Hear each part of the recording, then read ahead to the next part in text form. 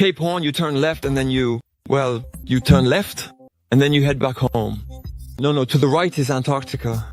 Sailing around the world is very simple. You go down the Atlantic, you turn left every time, and then you go back up. It's like going around a neighborhood block. You always have to turn left. If you ever hesitate at any point, just turn left.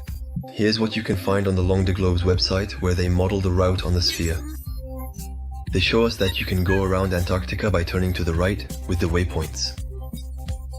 But as he himself says, he goes around the neighborhood by turning left, as you can see on the Gleason map, keeping the Antarctic Circle on the right.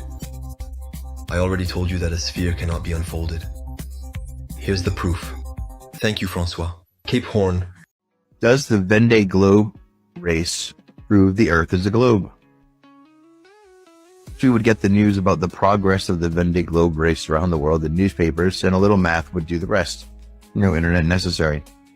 With the latest edition of the race, the winner logged the first leg of 7,200 nautical miles from Sable de Leon to Cape of Good Hope in 19 days, 3 hours, 45 minutes at an average speed of 15.66 knots. And that is amazing speed. Yet for these modern boats with foils, it is deemed rather slow.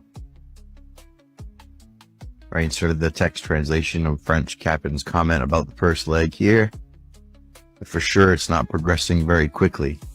The next leg from Cape of Good Hope to Cape Lewin allegedly stretched over 3,700 nautical miles and was covered in 9 days, 22 hours. Here's the problem. This results in an average speed of 15.56 knots, slightly less than the reported calm leg before. But wait a little, that is the roaring 40s and 50s, where these boats could easily go 25 knots with record bursts logged around 32 knots. Next comment is the visibility not good, maybe 200 meters, temperature 10 degrees, but it goes fast, it goes fast, it goes fast. Something is not adding up. And guess what doesn't add up? The distance. This has been a problem for mariners who believe they were sailing a globe for as long as there are records. Distances encountered just didn't match the globe model. In this modern case, the deliberate fudge factor is speed because the time is official and the distance is a geometric result of the globe model. So alleged distance derived by measured time gives a computed speed which does not coincide with the reported speed. I just had a spell at 32 knots here, but we live a life a little crouched, holding on, sitting, lying down, being extremely careful because the boat sometimes has movements and reactions that are a little bit unexpected because of the sea state. I feel like a small animal surviving in this hull that goes at Mach 12.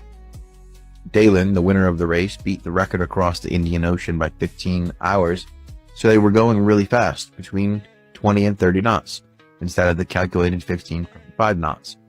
And that means the distances are way larger than the globe model predicts, around 35% larger.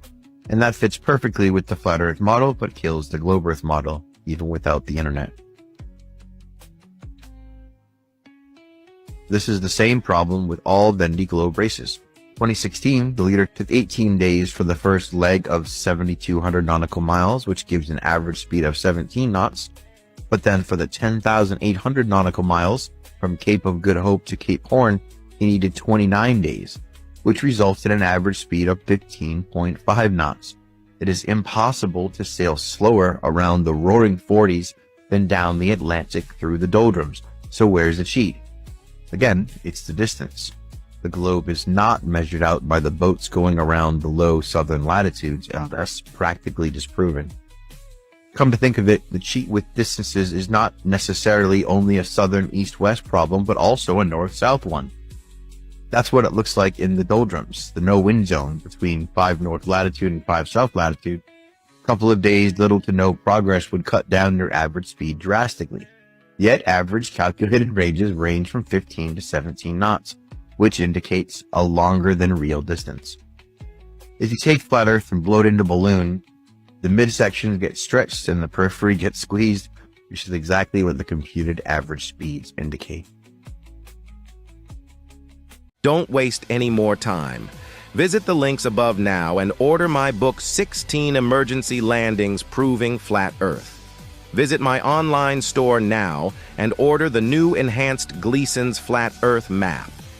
This map used to be in every school and library in the nation before NASA was created in 1958, when the maps were ordered removed.